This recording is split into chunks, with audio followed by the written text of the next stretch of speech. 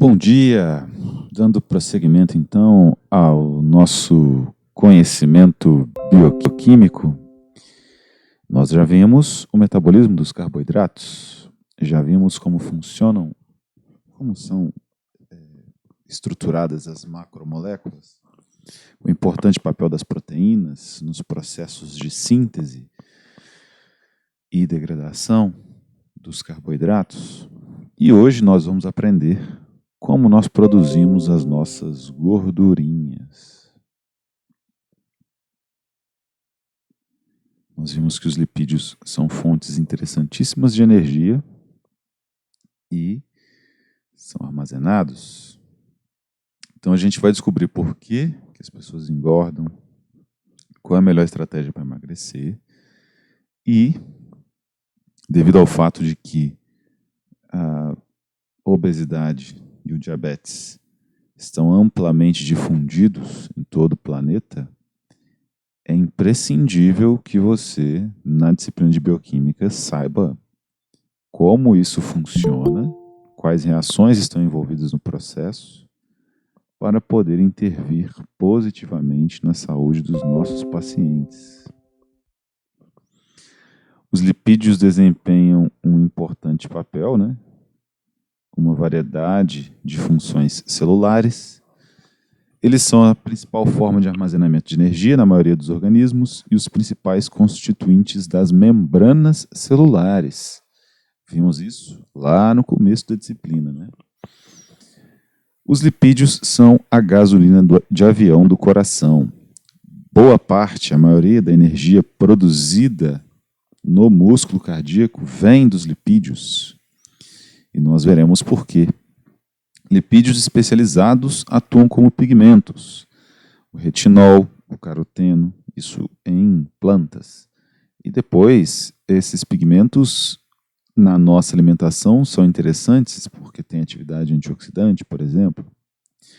Podem ser cofatores. A vitamina K é um cofator que é necessário para a coagulação e a natureza da vitamina K é lipídica. Os lipídios são detergentes, os sais biliares que emulsificam as gorduras da dieta são constituídos de lipídios e servem para separar as grandes placas de gordura dos alimentos para que sejam absorvidas no intestino. Hormônios, por exemplo, derivados da vitamina D e hormônios sexuais são lipídios, podem ser caracterizados como lipídios.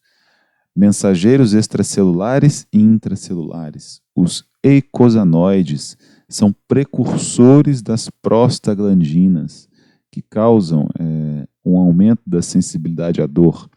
Então, comumente, são utilizados medicamentos que impedem a transformação dos eicosanoides em prostaglandinas para que o paciente tenha uma menor sensibilidade à dor. E também são âncoras para proteínas de membrana. Os ácidos graxos covalentemente ligados nas membranas celulares servem como âncoras para aquelas proteínas de membrana ali presentes. Assim como outras vias biosintéticas, essas sequências de reações são endergônicas. Então, diante do que vimos no metabolismo, é aquele aproveita que você vai na cozinha e me traz um copo d'água. Então, para sintetizar lipídios, e o nosso corpo sintetiza lipídios, ele acopla essa síntese com a degradação dos carboidratos, que produz energia. Então, a síntese de lipídios utiliza ATP como fonte energética. Mas, se eu preciso gastar energia, o trem voltou, para sintetizar os lipídios, por que o meu corpo faz isso? Qual que é o interesse que existe do meu organismo em sintetizar lipídios, gastando energia para isso, inclusive? Lembre-se que essa síntese é feita quando há excesso de carboidratos. Então aqui vem o primeiro conhecimento-chave que você precisa ter a respeito do metabolismo, do que está acontecendo com as pessoas que se tornaram obesas, que se tornaram diabéticas. Quando você come, e se você se alimenta de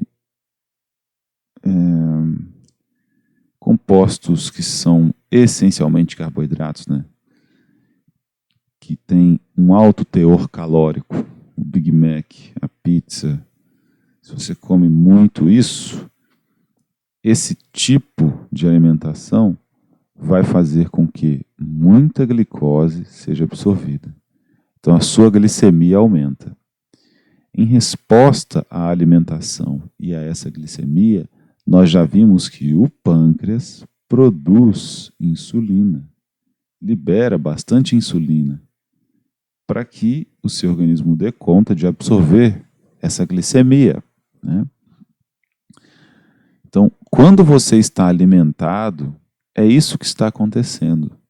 Grande quantidade de glicose e grande quantidade de insulina. Essa é a configuração necessária para que o seu fígado haja da seguinte forma: rapaz, tem glicose pra caramba, estamos bem alimentados. Sabe o que nós vamos fazer agora? Vamos pegar essa glicose e armazenar. Então, como tem muita glicose, o seu corpo pensa assim: energia não é problema nesse momento, mas e daqui para frente? Será que nós precisaremos de energia? Então, o organismo é muito econômico. Aquela glicose em excesso que você lutou para absorver vai ser transformada em lipídios e armazenada. E se o paciente continua com esses hábitos alimentares, a quantidade de insulina circulante acaba ficando cada vez maior. Por quê? O que é o diabetes? É uma síndrome de resistência à insulina, né? Então, aquela insulina que o pâncreas produzia já não é capaz de sintetizar as células para fazer a entrada da glicose, para captar glicose no sangue. Então, o pâncreas vai cada vez mais aumentando o teor de insulina circulante, com o aumento desse teor de insulina. E a grande quantidade de carboidratos na dieta, a síntese de lipídios aumenta assustadoramente. Vale lembrar que uma coisa que facilita muito é pensar no organismo, não agora, mas se você fosse um habitante de uma tribo há 6.000 anos atrás. Então, esse mecanismo salvava a nossa vida, porque nem sempre nós nos encontrávamos com alimentos. Então, quando havia a oportunidade de alimentação, esses lipídios eram sintetizados devido ao aumento da glicose e ao aumento da insulina e eram armazenados. Se dali em diante o ser humano ficasse uma semana sem comer, ele gastaria seus lipídios. E isso era interessante devido à imprevisibilidade do ambiente. Mas, nos últimos 500 anos, que nós estamos vivendo em cidades, né, e nós também aqui, na nossa geração, encontrar comida já não é tão difícil. Ela espera por nós nos supermercados.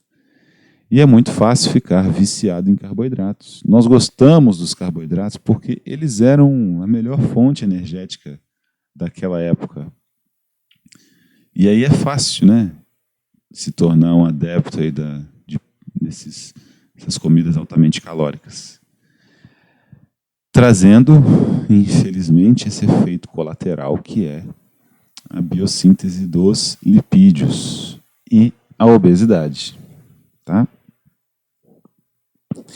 Nós já vimos que a oxidação de ácidos graxos, a utilização dos ácidos graxos como fonte de energia, ocorre pela remoção sucessiva de unidades de 2 átomos de carbono, acetil, formando acetil com enzima A.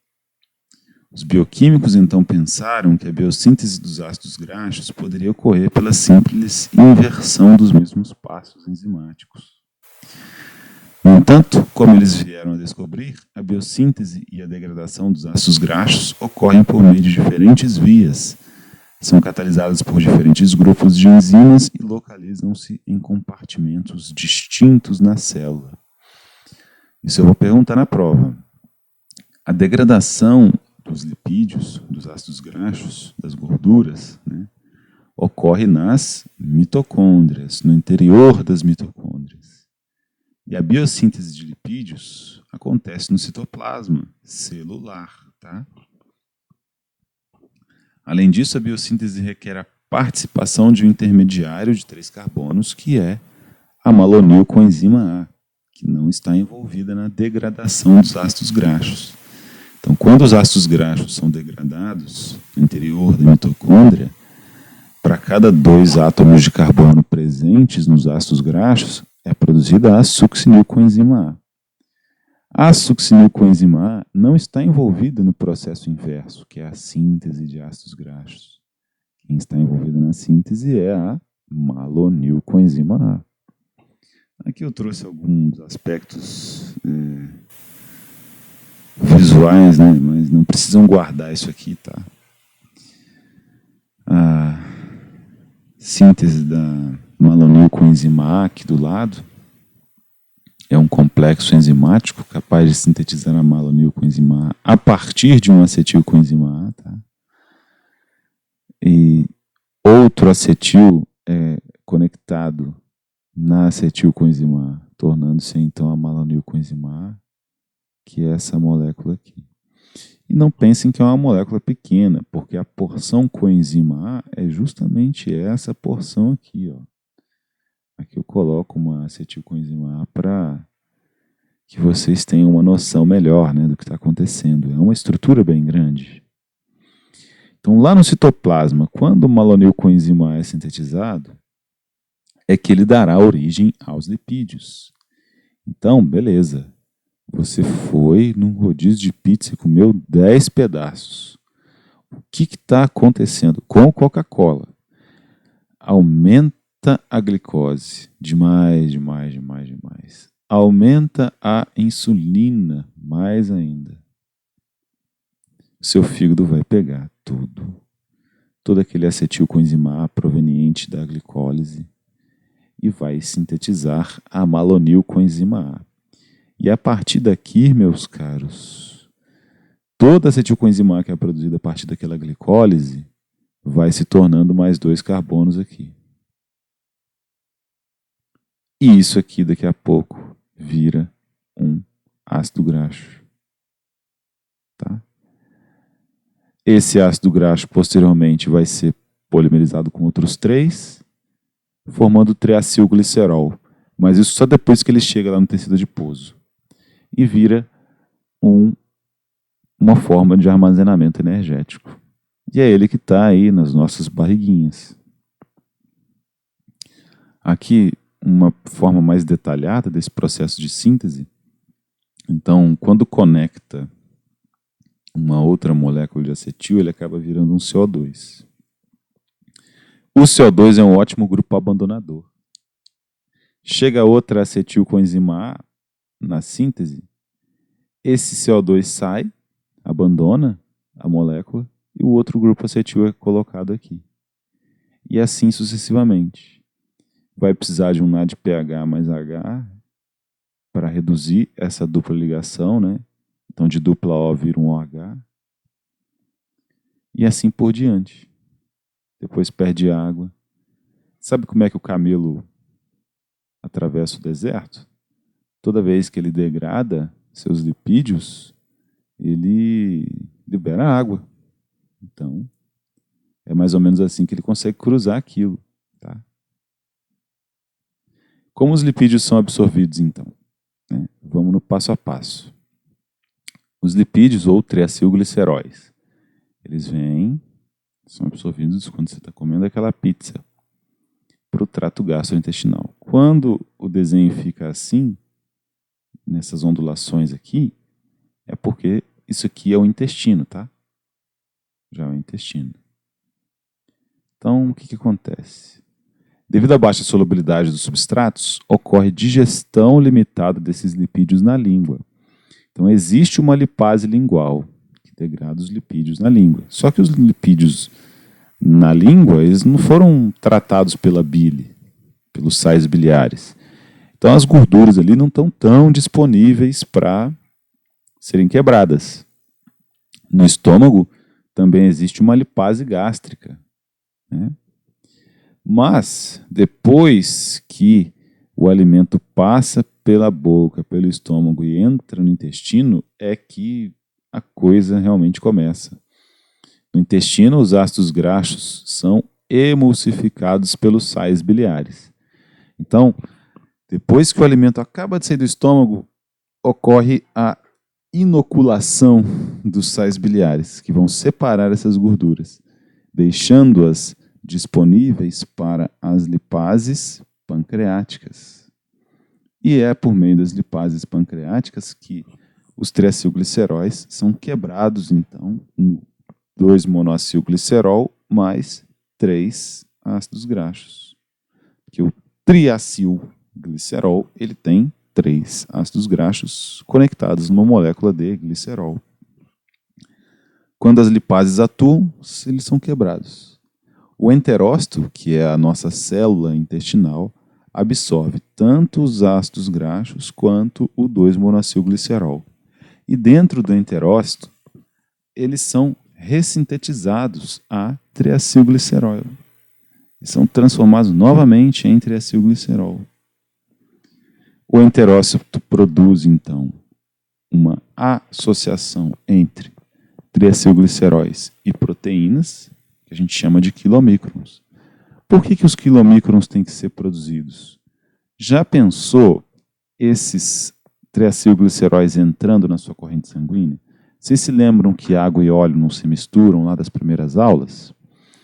Então, se você comeu uma picanha e essa gordura absorvida vai direto para aqueles canaizinhos de sangue que existem ali irrigando o trato gastrointestinal, vai formar uma mistura bifásica. Aqui gordura sendo transportada e aqui sangue. Isso aqui vai causar uma série de problemas, certo? Então eu preciso solubilizar esses triacilgliceróis. O que é feito então? Existe uma proteína globular que vai organizar os triacilgliceróis. A parte apolar fica voltada aqui para o interior dessa proteína e a parte polar fica voltada para o exterior da proteína. E essas proteínas globulares são capazes, então, de se dissolver em água. A água do sangue. E aí eu consigo transportar grandes quantidades de lipídios sem maiores problemas, sem a formação aí de uma mistura bifásica que vai atrapalhar a minha circulação sanguínea, a irrigação das minhas células. Tá? Então, a primeira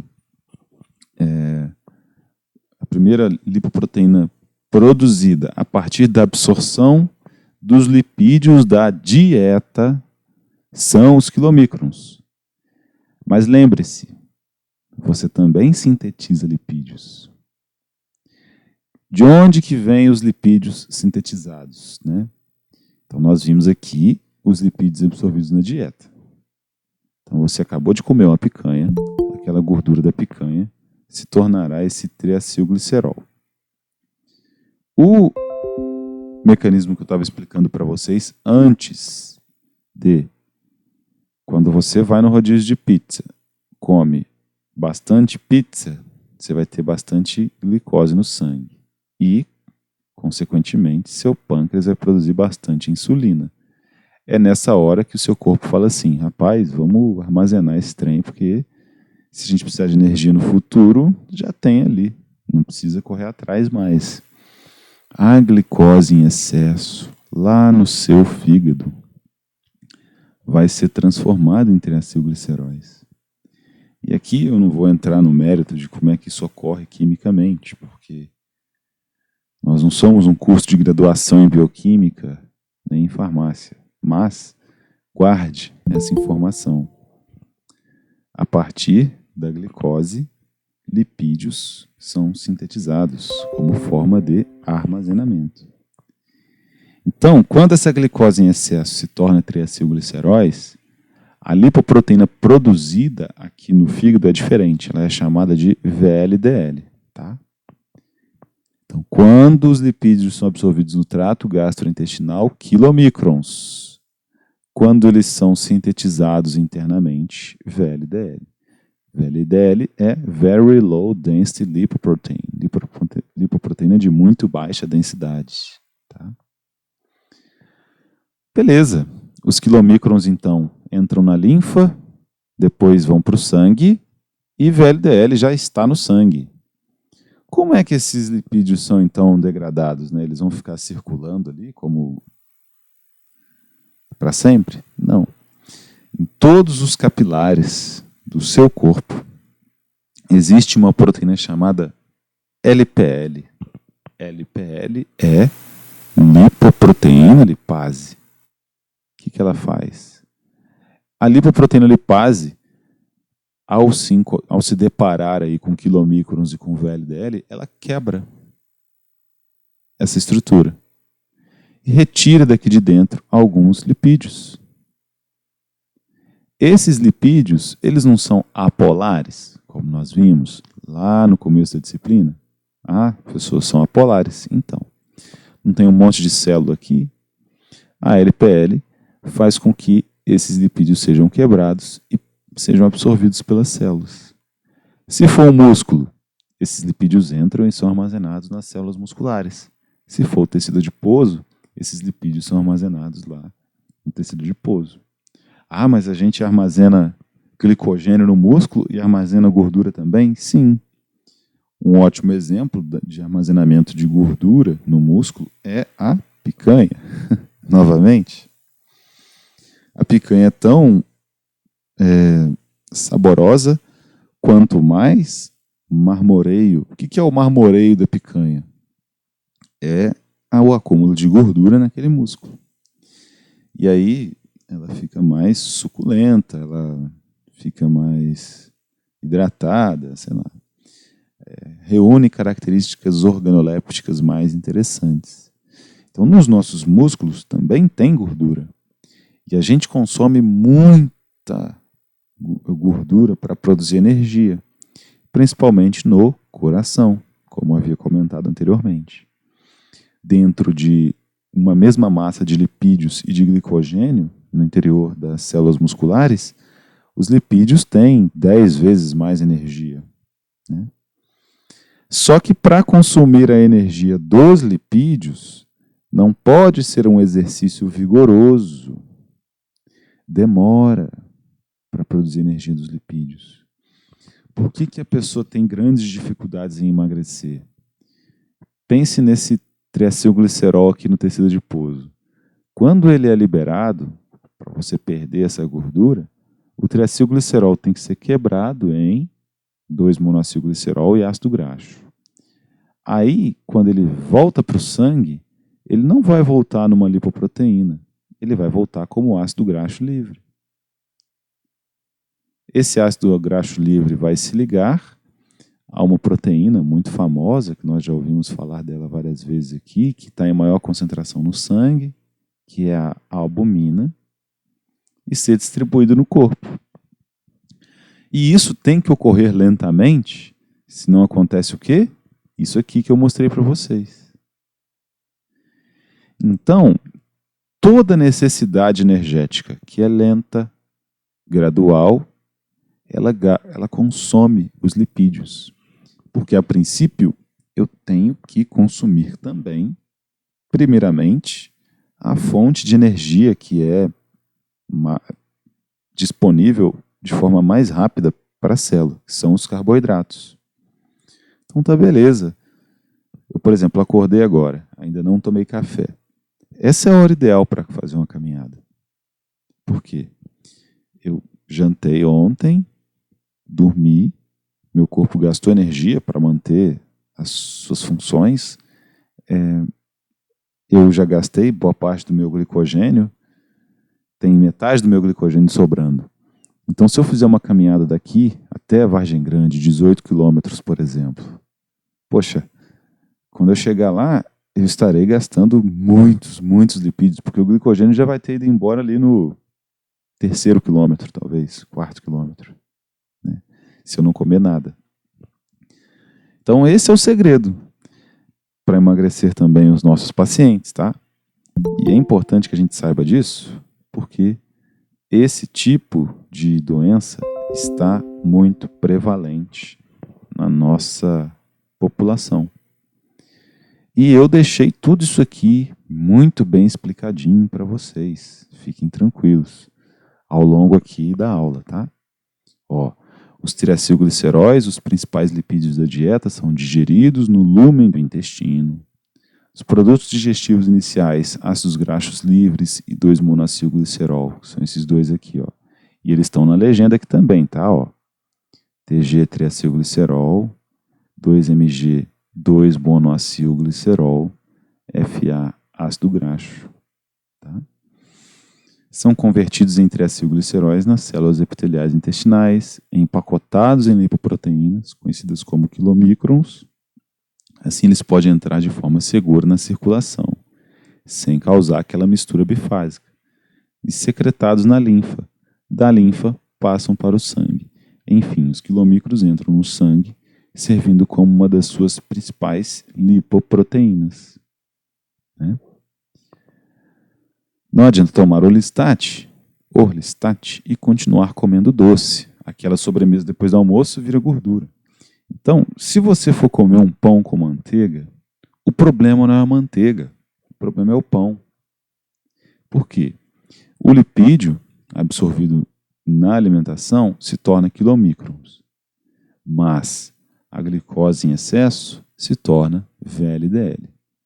Quem é que tem potencial aterosclerótico, causando aquela placa aterosclerótica que nós já comentamos? É o quilomicron ou a VLDL. Lembram-se que quilomicrons e VLDL são ambos degradados pela lipoproteína lipase para disponibilizar ácidos graxos para músculos, tecidos e tecido adiposo? O remanescente do quilomicron, sabe qual o nome que ele recebe? Depois que o quilomicron é quebrado aqui pela lipoproteína lipase? Parabéns, é esse mesmo. Remanescentes de quilomicrons. E a VLDL, depois que ela é quebrada, ela se torna IDL.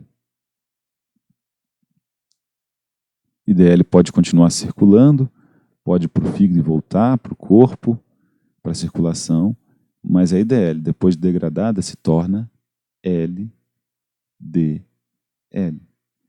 LDL é o famoso colesterol ruim, não é verdade?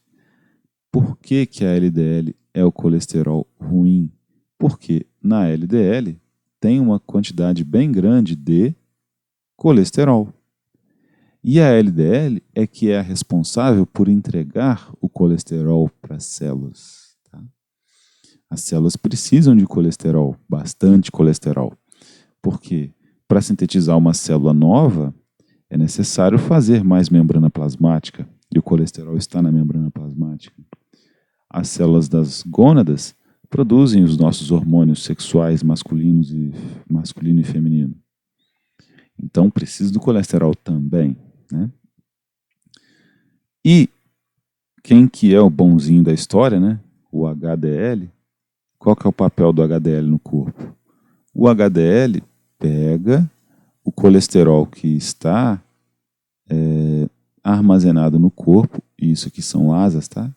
De um anjo, e capta esse colesterol do corpo e leva para o fígado. Então ele se tornou um colesterol bonzinho por conta disso. Ok? Mas enfim, dando prosseguimento aqui, quem é que vai se tornar LDL? Não é o quilomicron. Então, a gordura absorvida da dieta faz bem para a saúde, o seu coração vai metabolizar essa gordura. Agora, a gordura que é absorvida, que é sintetizada internamente, a partir de um excesso de glicose, essa é ruim. Porque conforme ela é degradada, é necessário, é produzido, né, o LDL, que tem um grande potencial aterosclerótico. Eu digo isso porque nós vamos ver mais para frente isso, mas aproveitar essa hora que você está prestando atenção para gravar.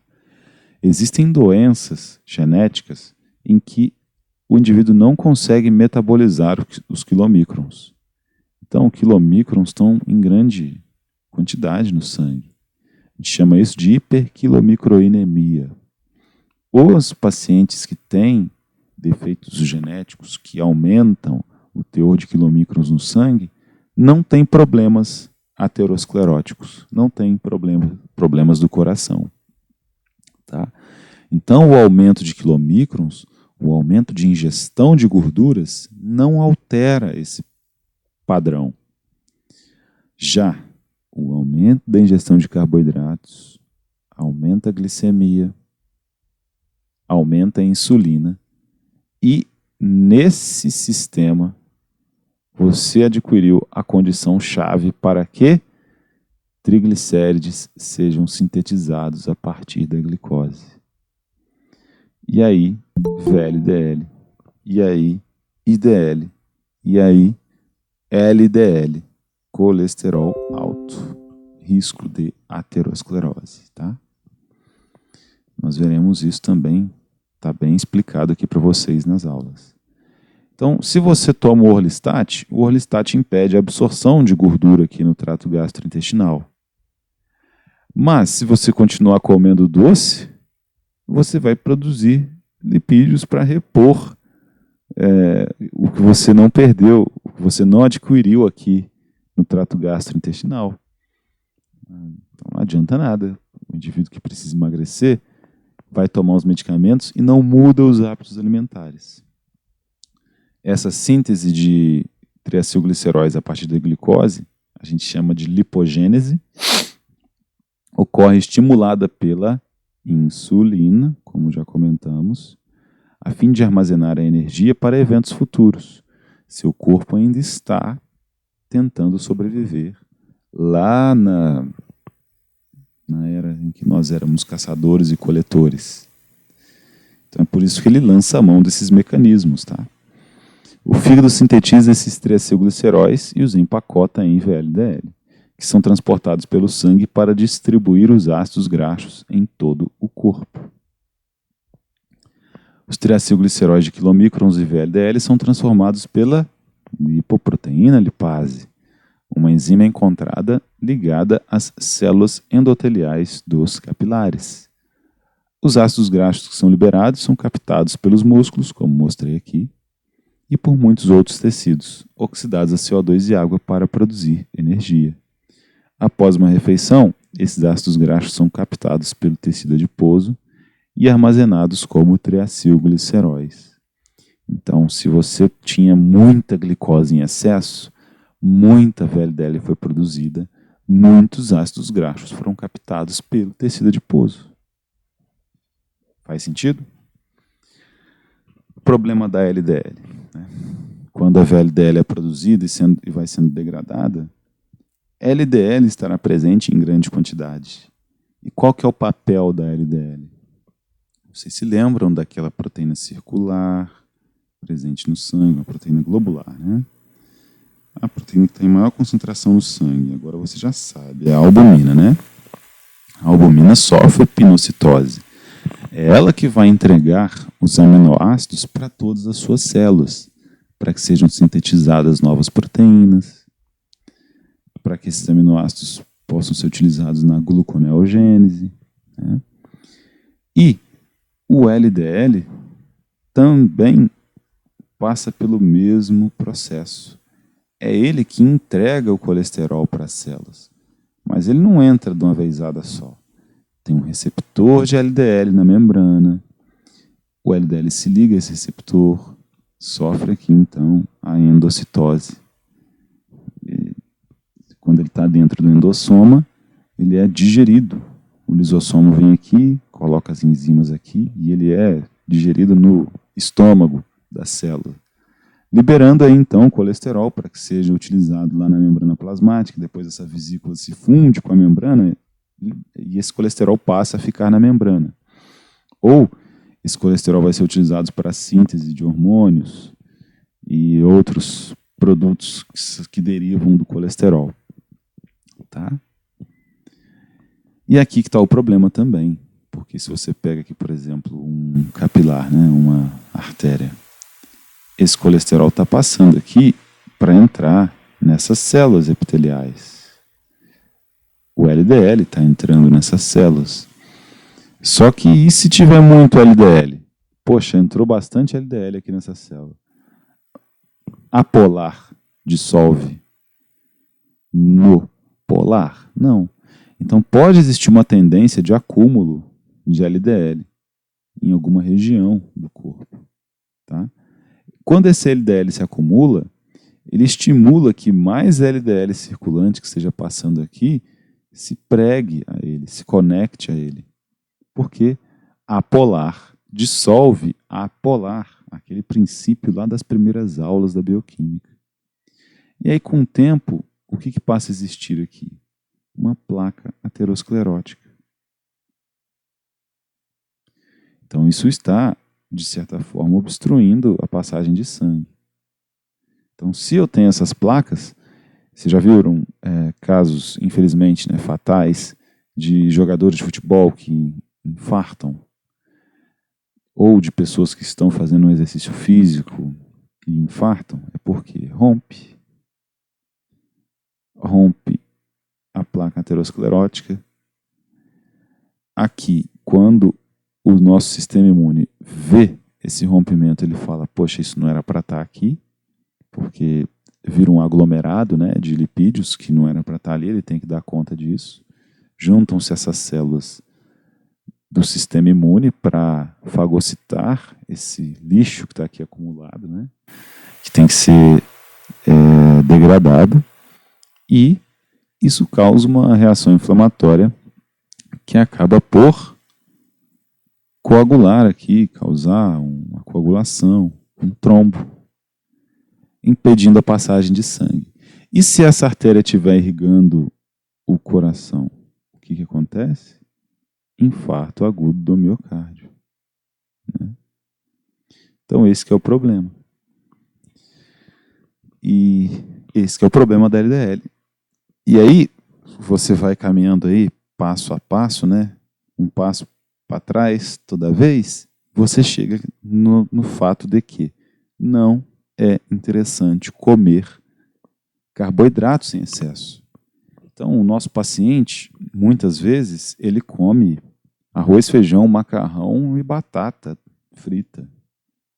Não precisa disso, né? E assim a gente vai preservando a saúde dos nossos pacientes com esses conhecimentos em bioquímica.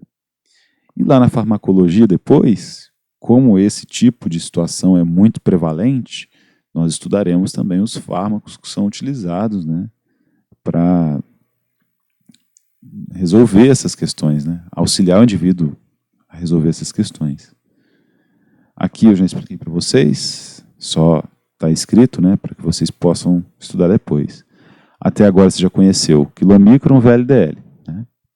E também já conheceu aí, por ação da lipoproteína lipase, como é que eu chamo os remanescentes dos quilomicrons, né? Quem sobra a partir dos quilomicrons? Remanescentes de quilomicrons, e a VLDL se torna IDL. E quem retira o conteúdo lipídico dessas lipoproteínas, quilomicrons e VLDL e IDL, e libera os ácidos graxos para absorção nos tecidos, é a lipoproteína lipase, presente nos capilares. Aí, a lipoproteína lipase transformando VLDL em IDL. E as transformações continuam. A IDL se torna LDL, ou seja, quando o VLDL chega aos músculos, entrega ácidos graxos, tornando-se IDL.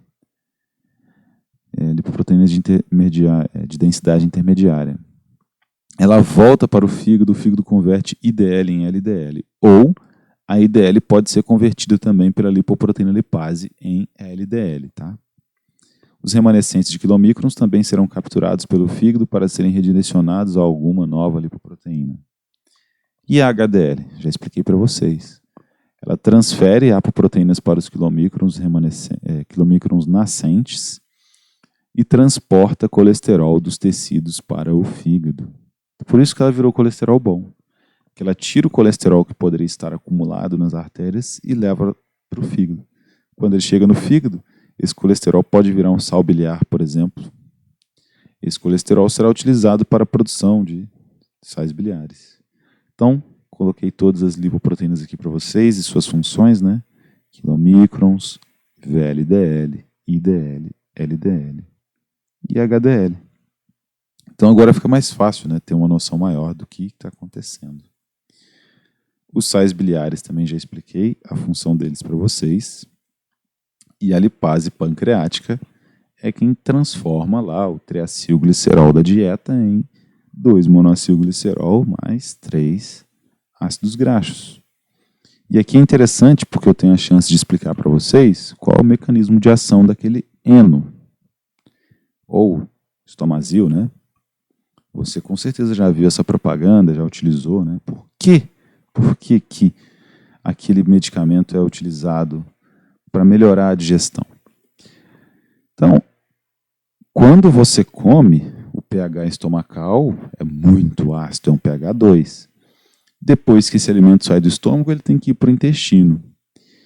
Só que no intestino, o pH já é do neutro para o alcalino.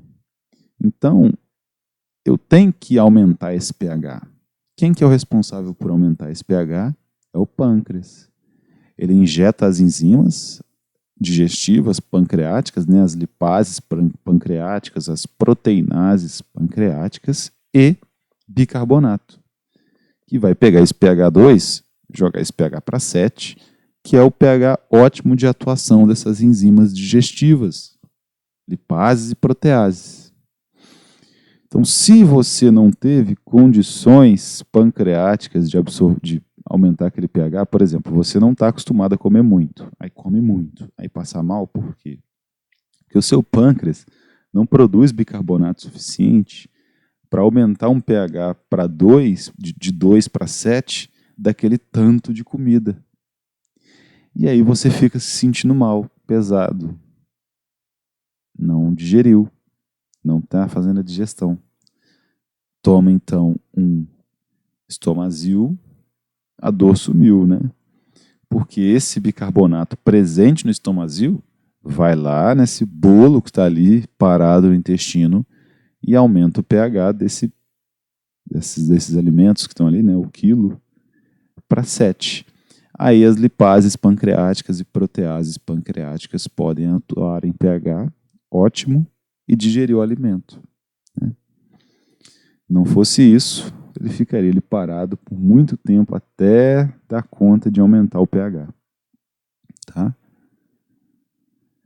E aí nós entramos num assunto que é o desdobramento que ocorre entre diabetes e obesidade. Nós estamos até tratando esse fenômeno como diabesidade, porque ambas costumam estar juntas, né? Nós já vimos que doenças que podem ser causadas por fatores diversos recebem o nome de síndromes. Então, esse tipo de acúmulo de gordura, né, de obesidade e de diabetes, a gente também tem chamado de síndrome metabólica, porque uma doença que é causada por diversos fatores ganha esse nome, né? Síndrome da imunodeficiência adquirida, né? Síndrome respiratória, né? Quantos vírus causam síndrome respiratória? Mais de 200. Então você põe o nome de síndrome respiratória. A epidemia de obesidade e inatividade física tem levado ao aumento da prevalência dessa desordem. A síndrome metabólica é um transtorno complexo representado por um conjunto de fatores de risco cardiovasculares. Então, o corpo produz a gordura lá no fígado, sintetiza essa gordura e tem que armazenar. Se a sua barriga ainda é mole, você tem gordura aqui, ó, embaixo da pele. Essa gordura não é tão prejudicial, por quê? Porque esse tecido é repleto de mitocôndrias. É o tecido que faz com que a gente não sinta tanto frio. Essas mitocôndrias aqui presentes, que são as responsáveis pela degradação dos lipídios, vão metabolizar essas gorduras e produzir calor, né? Agora, essa gordura aqui, que está em cima das vísceras, a gente chama isso de gordura visceral, aqui praticamente não tem mitocôndria. Essa que é difícil de perder. Muito difícil de perder, tá? E é a gordura que deixa a barriga da pessoa dura. Vocês já devem ter visto isso, né? E é muito difícil de perder essa gordura aí. Precisa de exercícios de longa duração, longuíssima duração, exercícios não extenuantes, né, não vigorosos, para que esses ácidos graxos sejam lentamente liberados na corrente sanguínea e transformados em energia. Diferentemente da gordura abaixo da pele, então, a principal característica é que essa gordura aí, a gordura que a gente chama de visceral, tem baixa quantidade de mitocôndrias.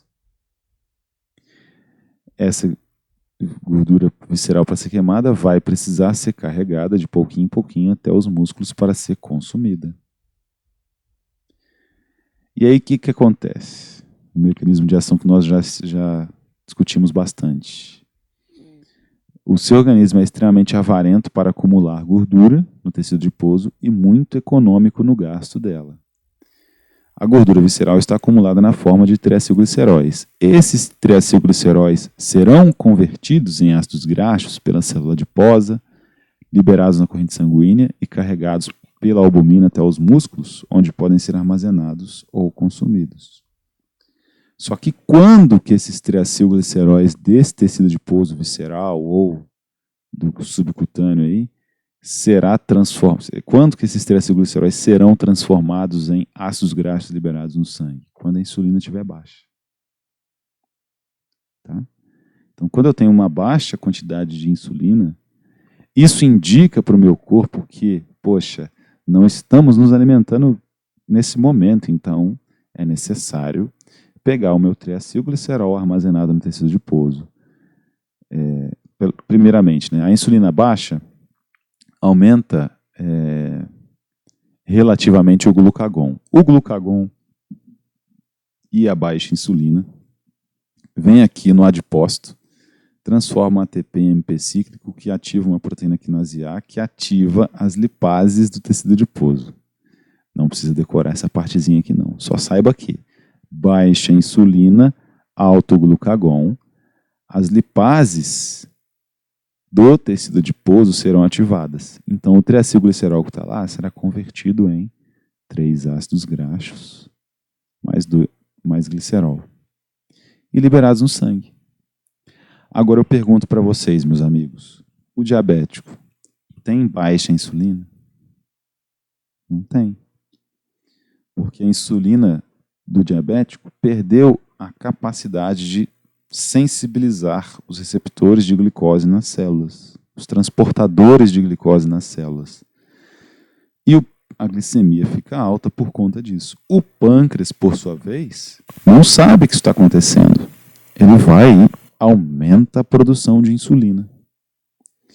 Como o diabético sempre tem uma grande concentração de insulina, não ocorre a baixa insulina, não ocorre o alto glucagon, não ocorre a ativação das lipases do tecido adiposo, não ocorre a quebra de triacilgliceróis em ácidos graxos e glicerol. Mas toda aquela glicose sobrando no sangue, lá no fígado, será transformada em VLDL.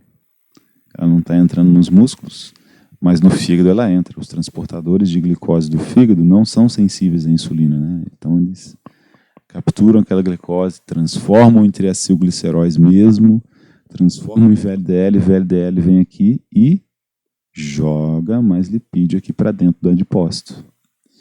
Então vejam como que é complexo o metabolismo desse indivíduo que não se alimentou corretamente ao longo da vida. Então esse é um problema bioquímico para ser resolvido posteriormente. E agora você já sabe do que depende esse equilíbrio metabólico. Segundo a OMS, na presença de intolerância à glicose, que é o diabetes, né? Hiperinsulinemia, diabetes mellitus tipo 2 e ou resistência à insulina tipo 2, um ou mais outros componentes listados abaixo, já caracteriza a síndrome metabólica. Hipertensão arterial maior ou igual a 140/90, 14/9. Triglicérides altos, o HDL baixo, microalbuminúria. Então, se você tem o diabetes mellitus tipo 2 e algum outro desses sintomas, muito provavelmente o paciente já possui a síndrome metabólica. Fatores associados ao elevado risco cardiovascular também justificam a caracterização de síndrome metabólica, né? Então, aquela gordura visceral acumulada, circunferência abdominal, também são características da síndrome metabólica.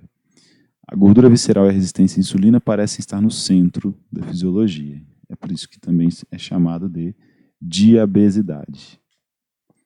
No estado alimentado é liberada insulina que inibe a degradação dos ácidos graxos do tecido adiposo. Então, quando eu tenho insulina alta, eu tenho acúmulo de ácidos graxos, nunca degradação. O corpo não foi projetado para isso. Tá? Como na síndrome metabólica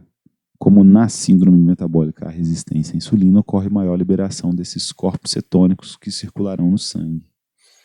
Então, já que não tem glicose sendo absorvida, lá no músculo, né, que já tem, por exemplo, um marmoreio, já tem lipídios, os lipídios serão usados como fonte de energia. Enquanto a glicemia está alta, os lipídios que estão ali do lado das células musculares vão ser transformados em energia. Quando esses lipídios são transformados em energia, são liberados componentes químicos, que são chamados de corpos cetônicos, produtos da degradação dos lipídios. Como não tem glicose sendo transportada para o interior das células, a degradação dos lipídios vai acontecer em alta e serão liberados muitos corpos cetônicos. Esses corpos cetônicos podem acidificar o sangue, causando uma série de desconfortos para o diabético não controlado. Tá? E esses corpos cetônicos também são produzidos porque, além da glicose, a única fonte de energia utilizada pelo cérebro são os corpos cetônicos. O excesso de ácidos graxos passa a ser absorvido pelo fígado. Se o paciente continua com uma dieta inadequada, com muita gordura, esse excesso de ácido graxo vai ser absorvido pelo fígado, vai ser transformado em quilomicron, vai se tornar um remanescente de quilomicron, volta para o fígado e aí pode virar VLDL também. Não importa se a resistência à insulina leva ao aumento dos ácidos graxos livres circulantes ou se o aumento dos ácidos graxos livres por parte da gordura visceral leva à resistência à insulina. O resultado final é o mesmo: resistência à insulina e níveis de ácidos graxos elevados no sangue. E aqui, só por curiosidade, que é algo interessante que talvez você passe por isso no seu local de trabalho, como nós já conversamos, né, algumas informações da simvastatina. Os inibidores da HMG coenzima A redutase para reduzir o colesterol, né? Então impedem a síntese do colesterol. O acetato se torna HMG coenzima A HMG coenzima A redutase transforma a HMG coenzima A em colesterol. Né? E aí, se eu reduzo a quantidade de colesterol intracelular, a célula vai, sintetiza mais receptores de membrana para capturar a LDL e trazer essa LDL para o interior da célula para que ela seja digerida, entre aspas, né, no estômago da célula e libere o colesterol aqui para a célula poder promover suas funções. E na célula hepática ocorrerá também uma menor liberação da VLDL, porque ela também vai estar precisando do colesterol aqui dentro. Né? E aí os problemas das estatinas que eu comentei com vocês. Tem esse artigo de revisão aqui. Efeitos adversos das estatinas.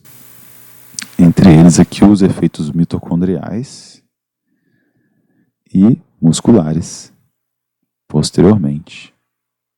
Né? Por quê?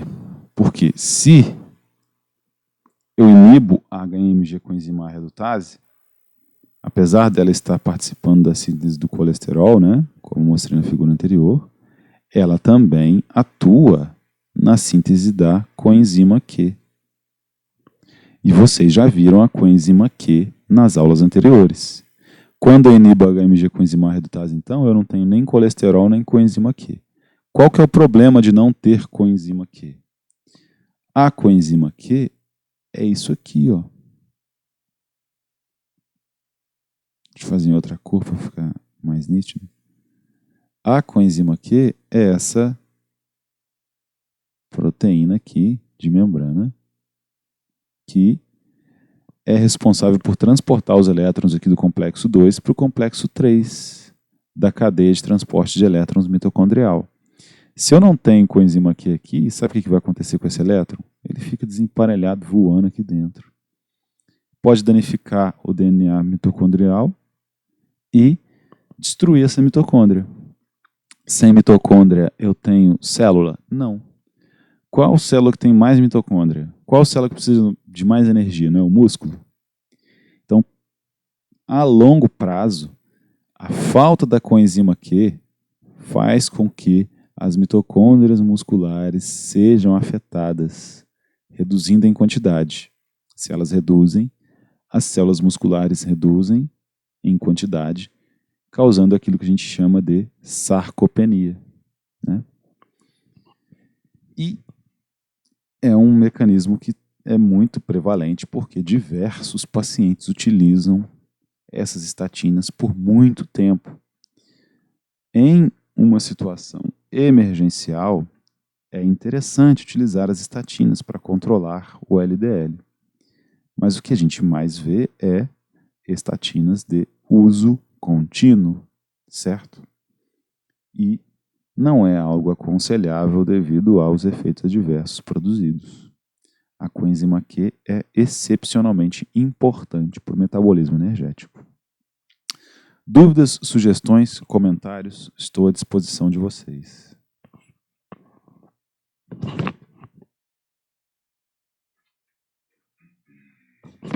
Ficamos por aqui então. Até semana que vem. Fiquem com Deus. Boa semana e bom feriado. Tchau, bom dia. Bom dia. Oi? Bom dia. Bom dia. Bom dia para vocês.